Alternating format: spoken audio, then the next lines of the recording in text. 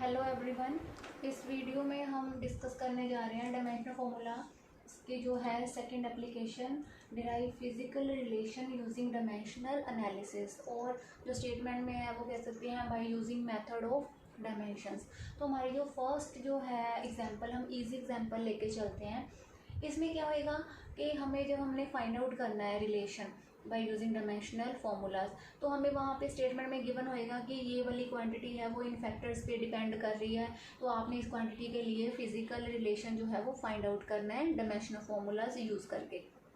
क्या करना है, अब इसी स्टेटमेंट को देखो। सबसे पहले the kinetic energy possessed by a body depends upon its mass.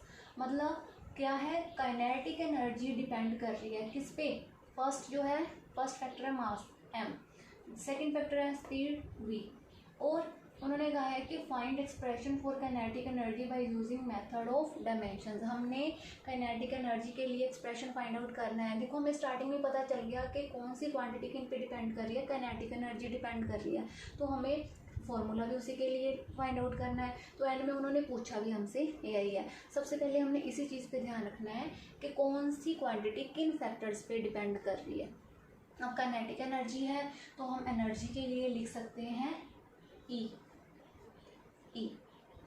तो फर्स्ट सबसे पहले किस पे डिपेंड कर रही है, मास m पे। तो डिपेंड कर रही है तो हम यहाँ पे प्रोपोर्शनैलिटी का साइन जो है वो यूज़ करेंगे। और m जो है फर्स्ट फैक्टर मास है, तो हम इसको मान के चलेंगे कि m raise to power a, m की पावर हम a ले सकते हैं, a b c कुछ भी ले सकते हैं, या x y z कुछ ले सकते हैं, p q r कुछ ले सकते हैं।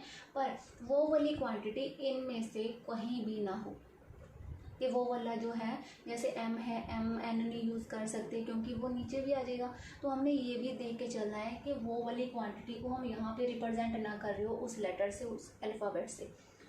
तो E is proportional to first factor m raise to power a।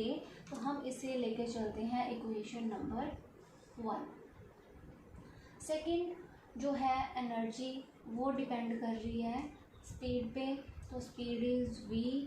तो इसको हम लिख सकते हैं, अगर यहाँ पे a लिखा है तो इसे हमने मान के चलिए कि इसकी पावर हम v कंसिडर कर रहे हैं। तो यहाँ से हमने स्टार्ट करना है। तो इसकी जो इक्वेशन है उसे हम इक्वेशन नंबर लिख रहे हैं 2। अब बस दो ही फैक्टर्स हैं इन पे ये डिपेंड कर रही है। तो क्या होएगा, नेक्स्ट स्टेप में कोई और नहीं है तो हमने इन दोनों इक्वेशंस को कंबाइन कर देना है। Combine equations 1 and 2। तो लेफ्ट हैंड साइड पे तो e ही है, e प्रोपोर्शनैलिटी का साइन आ जाएगा। तो यहाँ पे m raise to power a है, v raise to power v है। ये ऐसे हमने कंबाइन करके लिख देना है। अब हमने सिंप्लीफाई करने के लिए क्या करना है, जो प्रोपोर्शनैलिटी का साइन है वो हम यहाँ से हटा देंगे। प्रोपोर्शनैलिटी का साइन हटा के हम इक्वल टू का साइन लिखेंगे और साथ में लिखेंगे k is constant, m raise to power a, v raise to power b। अब हमने इसे इक्वेशन नंबर 3 मान लेना है। अब नेक्स्ट स्टेप में क्या करना है कि k को चाहे 1 पुट कर लो या फिर एज इट इज़ ही रहने दो। हम इसे सिंप्लीफाई करने के लिए क्या कर लेंगे, put k is equal to 1। तो हमारे पास क्या आ जाएगा, e is equal to m raise to power a, v raise to power b। Let it be equation number 4। हमने इसे इक्वेशन नंबर 4 मान लिया। अब इक्वेशन नंबर 4 में इन सब क्वांटिटीज़ के डायमेंशनल फार्मूलाज लिखने हैं। a और b के नहीं है तो a और b उसकी क्या आ जाएंगे, पावर्स में आ जाएंगे। अब सबसे पहले एनर्जी है। एनर्जी का डायमेंशनल फार्मूला हमारे पास क्या है, अगर हम यहाँ पे लिख लें एनर्जी का dimensional formula m1 L2 T-2 है। उसके बाद m मास है, मास का क्या है m1 L0 T0। और जो v है वेलोसिटी है, वेलोसिटी का होएगा m0 L1 T-1। तो ये सारे फार्मूला जो है इक्वेशन नंबर 4 में पुट करने हैं। तो पुट डायमेंशनल फार्मूलाज इन इक्वेशन नंबर 4। हमने यहाँ पे पुट किया, एनर्जी का लिख दिया m1 L2 T-2। उसके बाद इक्वल टू का साइन, m क्या है m1 L0 T0, इसकी पावर कितनी है a। नेक्स्ट है वेलोसिटी, उसका लिख दिया m0 L1 t-1, इसकी पावर है b। अब left hand side as it is ही रहेगी, m1 L2 t-2 is equal to a power है तो पावर को इन अंदर वाली पावर से मल्टीप्लाई कर देना है, m1 into a L 0 into a 0, t 0 into a 0। उसके बाद है नेक्स्ट b से इन सारों को मल्टीप्लाई करना है पावर्स को, m 0 into b 0, L 1 into b b, t -1 into b -b। Left hand side फिर से as it is m1 L2 t-2 is equal to, यहाँ पे मल्टीप्लिकेशन हो रखी है, अब इन दोनों की मल्टीप्लिकेशन हो रखी है तो पावर्स क्या हो जाएंगी ऐड, m की पावर a प्लस 0, l की पावर 0 प्लस b और t की पावर 0 प्लस माइनस b। अब m1 L2 t-2 ये हम एज इट इज़ ही लिख लेंगे, m की पावर a प्लस 0 कितना आ गया a, l की power 0 plus b b, t 0 minus plus minus minus हो जाएगा माइनस b। अब इसके बाद नेक्स्ट स्टेप में क्या होएगा, इसे इक्वेशन नंबर हम 5 कंसिडर कर लेते हैं। जो नेक्स्ट स्टेप है, स्टार्टिंग में हमने जो यहाँ पे लिखा था, या ए वाला इरेज कर देते हैं, ये फर्स्ट दो इक्वेशंस। अब हमने क्या करना है,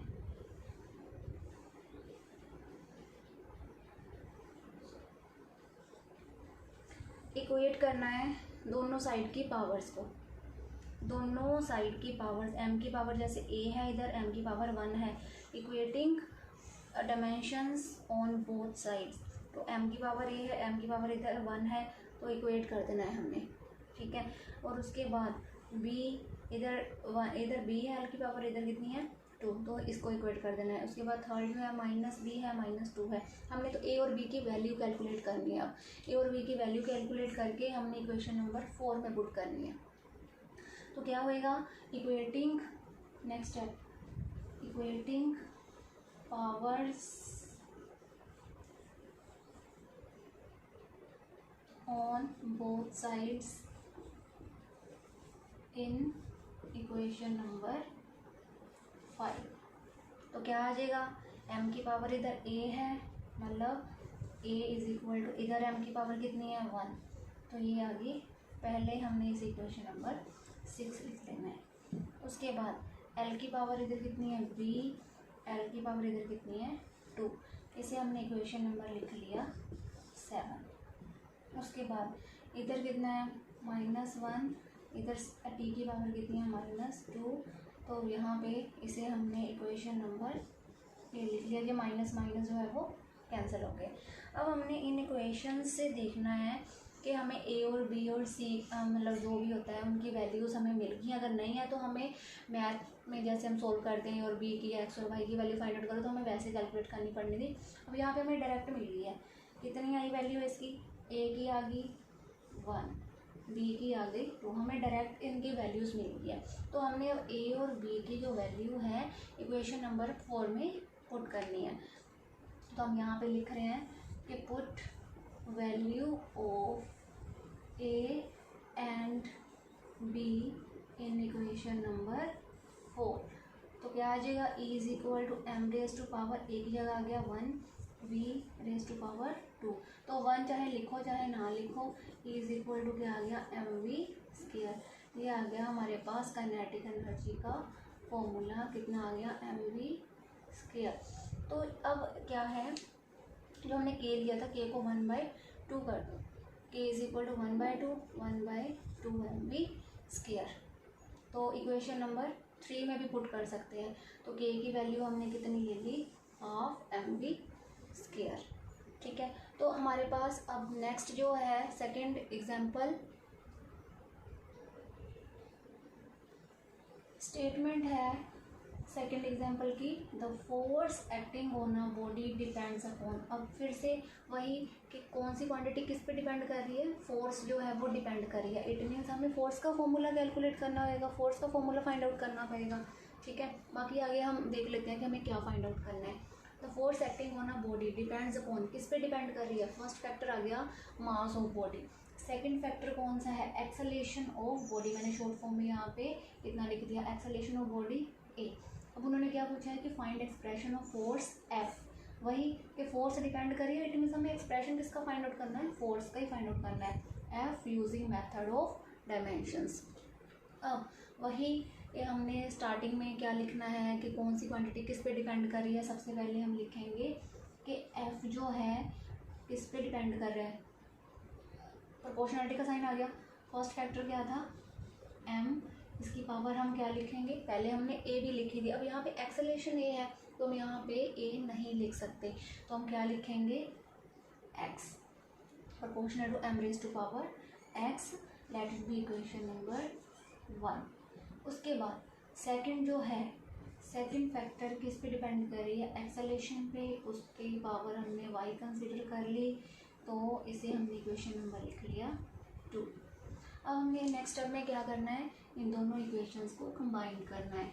कंबाइन इक्वेशंस 1 एंड 2, क्या आ जाएगा, लेफ्ट हैंड साइड पे एफ ही आ जाएगा, राइट हैंड साइड पे आ जाएगा m raise to power x a raise to power y. अब प्रोपोर्शनलिटी का साइन हटा के हमने लिखना है के m raise to power x a raise to power y. इसे इक्वेशन नंबर हमने 3 लिख लिया।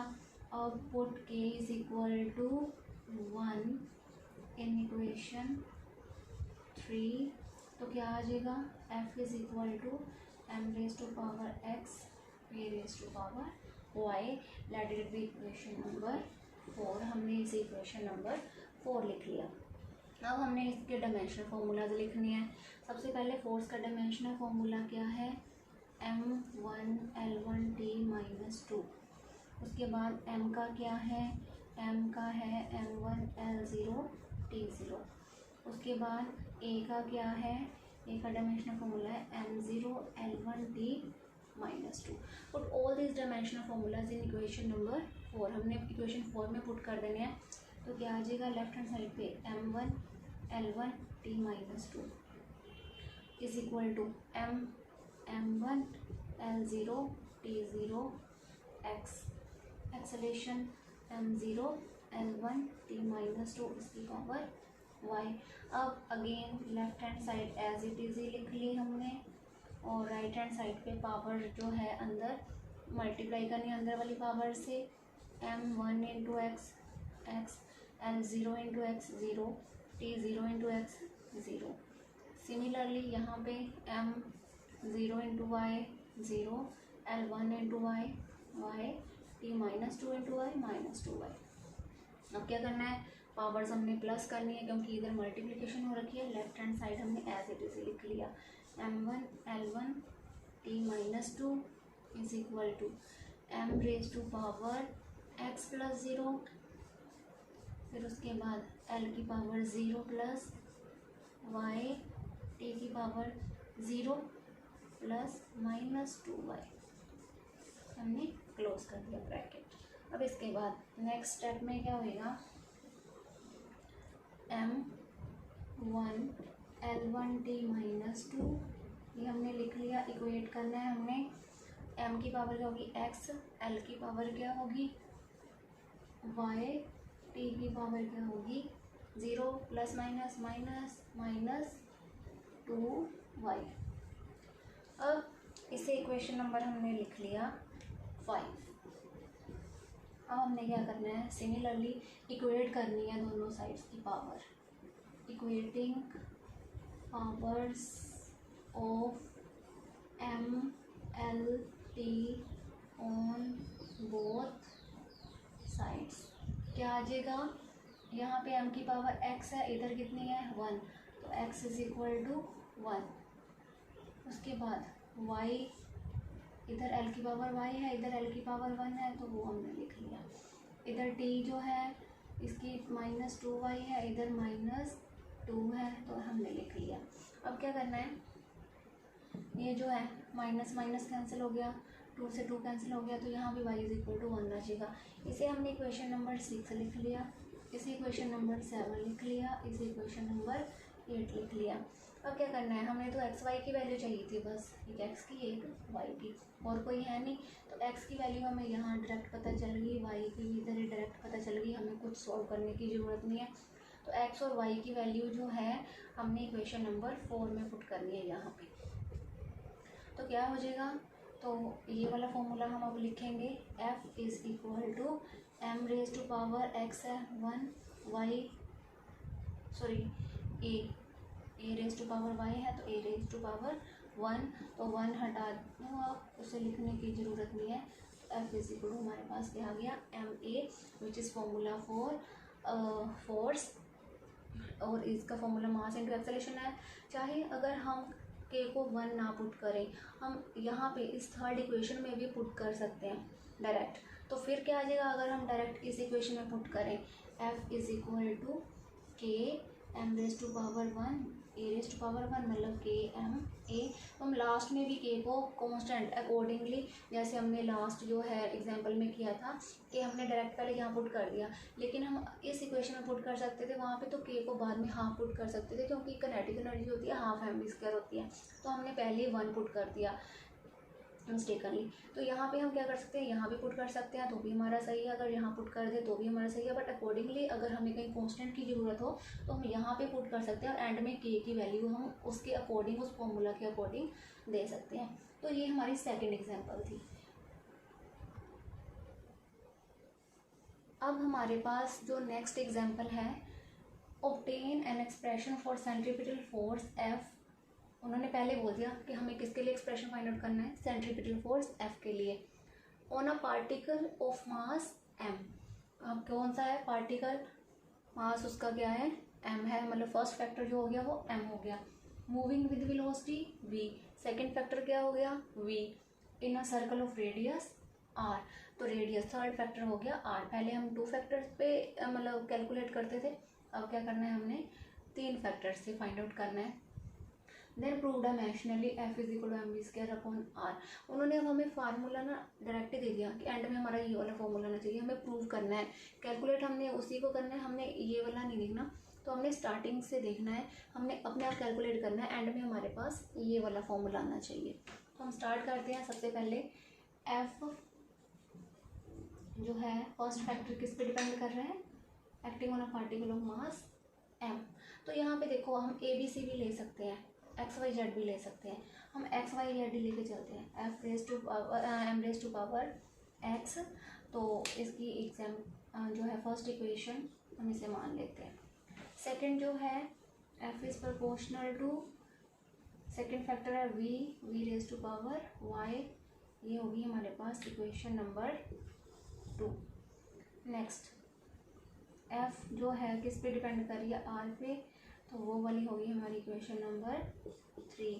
पहले हम 2 इक्वेशंस को कंबाइन करते थे, अब हम तीनों इक्वेशंस को कंबाइन करेंगे। हम यहाँ पे लिखेंगे कंबाइन इक्वेशंस 1, 2 एंड 3। तो क्या है, हमने लेफ्ट हैंड साइड एफ ही आ गया हमारे पास, प्रोपोर्शनलिटी का sign, m raise to power x, v raise to power y, r raise to power z. Proportionality का साइन हटा के हमने के लिख लिया, m raise to power x, v raise to power y, r raise to power z. उसके बाद इसे equation number हमने कितना कंसिडर कर लिया, 4 है। तो यहाँ पे हमें k is equal to 1 put करना है, क्योंकि देखो यहाँ पे k वगैरह कुछ नहीं है, तो हमने पहले f is equal to k को 1 पुट कर दिया, put k is equal to 1। तो क्या आ गया, m raise to power x, v raise to power y, r raise to power z। ये हमारे पास आ गई इक्वेशन नंबर 5। ठीक है, अब इनमें डायमेंशनल फॉर्मूलाज इनके पुट करने हैं। तो सबसे पहले f का डायमेंशनल फॉर्मूला हमने लिख लिया। f का डायमेंशनल फॉर्मूला होता है m1l1t-2।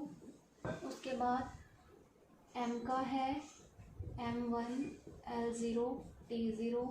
तो r का है, r रेडियस है, इट मीन्स लेंथ है, m0 l1 t0 है, और उसके बाद क्या रह गया हमारा v हो गया वेलोसिटी, मतलब m0 l1 t-1।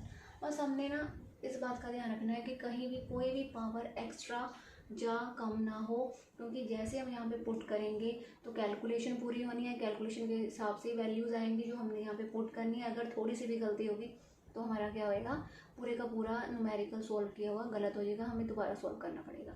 तो अब हमने क्या करना है, ये सारे डायमेंशनल फार्मूलाज इक्वेशन नंबर 5 में पुट करने हैं।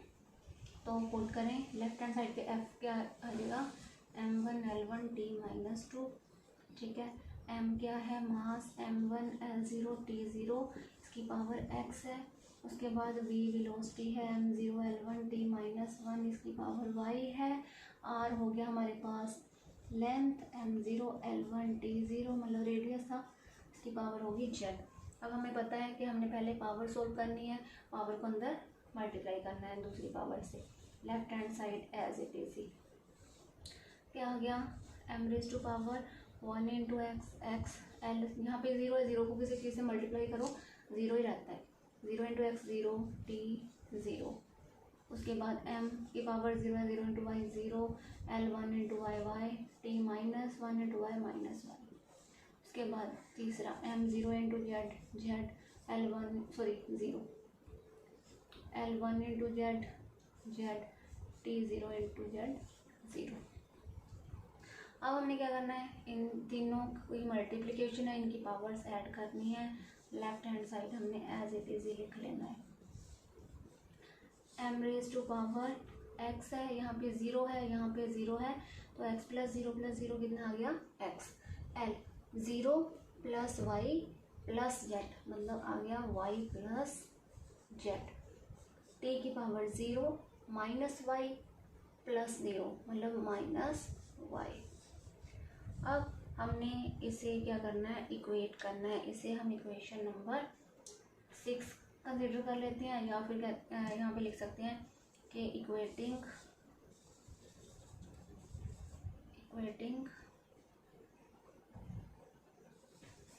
Powers of m l t on both sides. हमने दोनों साइड्स एम एल टी की पावर जो है वो कंपेयर करनी है, तो ये वाली इक्वेशंस हमें नहीं चाहिए, हम इसे इरेज कर सकते हैं।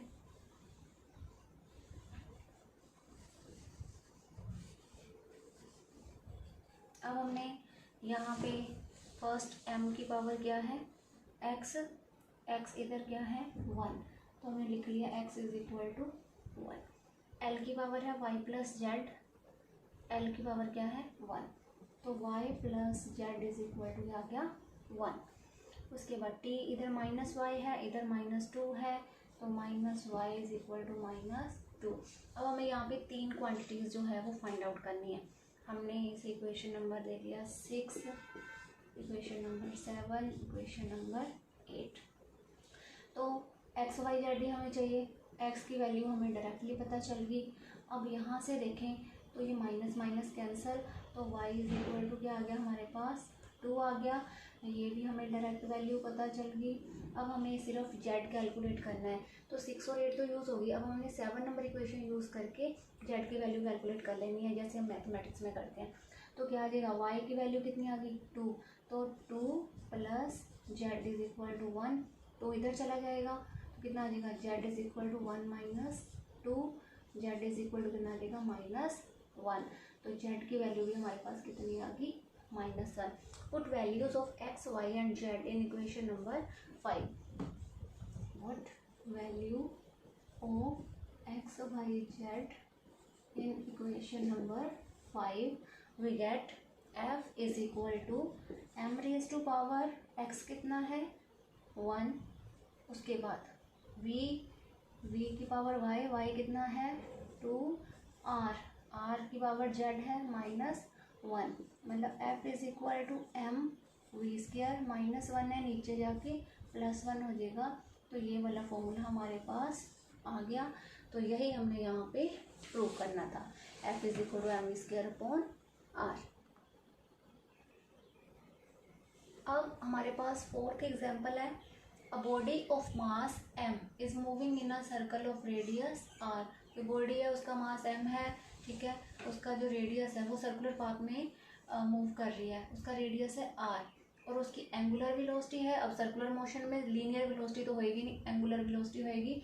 एंगुलर वेलोसिटी को रिप्रेजेंट करते हैं ओमेगा से, omega. Obtain an expression for centripetal force acting on body by method of dimension. अब फोर्स होएगी वहाँ पे, लेकिन सेंट्रीपिटल फोर्स होएगी। सेंट्रीपिटल फोर्स कौन सी होती है? जो बॉडी को हेल्प करती है to move around in a circular path. अब हमने सेंट्रीपिटल फोर्स के लिए जो है एक्सप्रेशन फाइंड आउट करना है, वो किन किन फैक्टर्स पे डिपेंड करती है। फर्स्ट फैक्टर है m, सेकंड फैक्टर है r, थर्ड फैक्टर है ओमेगा एंगुलर वेलोसिटी। तो इन सब के हमें डायमेंशनल फॉर्मूलाज हमने किए हुए हैं। अब फर्स्ट इक्वेशन हम लिखेंगे, सेंट्रीपिटल फोर्स जो है, सिंपल फोर्स को हम F लिख देते हैं, सेंट्रीपिटल फोर्स को डिफ्रेंशिएट करने के लिए जो है सबस्क्रिप्ट डाल देते हैं C, मतलब सेंट्रीपिटल फोर्स। ये सबसे पहले किस फैक्टर पे डिपेंड कर रही है? मास पे, मतलब m raise to power x, ठीक है। उसके बाद सेकंड फैक्टर जो है वो है r की पावर y। फिर थर्ड फैक्टर जो है दैट इज ओमेगा की पावर है z। अब इसे इक्वेशन नंबर 1 कंसिडर कर लिया, इसे 2, इसे 3 इक्वेशन हमने कंसिडर कर लिया। अब इन तीनों को क्या करना है? अगेन कंबाइन करना है। Combine equations 1, 2 and 3। तो क्या आ गया हमारे पास? FC is proportional to m raise to power x, r raise to power y, omega raise to power z। Proportionality का साइन हटा के हमने क्या कर देना है? k लगाना है, m raise to power x, r raise to power y, omega raise to power z। अब इस इक्वेशन को हमने कंसिडर कर लिया, इक्वेशन नंबर 4। तो यहाँ पे क्या करना है? इसमें हमने k पुट कर देना है 1, put k is equal to 1। तो FC इज इक्वल टू क्या आ गया? k m raise to power, sorry k तो 1 आ गया, 1 m raise to power x, r जो है r की पावर y, ओमेगा की पावर z। Equation number 5। इसके बाद अगेन हमने इनके डायमेंशनल फॉर्मूलाज यहाँ पे पुट करने हैं। तो फोर्स का डायमेंशनल फॉर्मूला हमें पता है, अब तो लर्न हो गया होगा, m1 L1 T-2। उसके बाद m जो है मास का होएगा m1 L0 T0। देन उसके बाद जो है r रेडियस है m0 L1 T0, क्योंकि वो लेंथ है रेडियस। उसके बाद ओमेगा इज एंगुलर वेलोसिटी, उसका था m0 L0 T-1। तो ये सारे फॉर्मूलाज हमने इस इक्वेशन में पुट कर देने हैं। हमें क्या आएगा? चाहे फोर्स सेंट्रीपिटल हो, कोई भी हो, फोर्स का डायमेंशनल फॉर्मूला तो सेम ही होएगा। इसी तरह एनर्जी कोई भी हो तो उसका डायमेंशनल फॉर्मूला सेम होएगा, जैसे चाहे काइनेटिक एनर्जी हो, चाहे पोटेंशियल एनर्जी हो, चाहे हीट जो भी हो। उसके बाद हमने यहाँ पे डायमेंशनल फॉर्मूला फोर्स का पुट किया, m1 L1 T-2, m raise to power x है, तो m का dimensional formula m1 L0 T0 x, ठीक है। उसके बाद r रेडियस है m0 L1 T0 y, तो omega m0 L0 T-1 power z। फिर से पावर्स जो है हमने सोल्व करनी है, से एज इट इज ही m1 1 इंटू एक्स L 0, यहाँ पे 0 वहाँ तो 0 ही रहेगा, 0 TB 0। फिर m0 L1 into y T0। फिर उसके बाद m0 L0 T-z। अब हमने इनको क्या करना है? इन तीनों की मल्टीप्लिकेशन है, पावर्स उनकी ऐड करनी है। Left hand side as it is ही m x plus 0 x L 0 plus y plus 0 y T 0 plus 0 minus z। अब हमने क्या करना है? फिर से वही इक्वेट करना है दोनों साइड MLT की पावर्स को।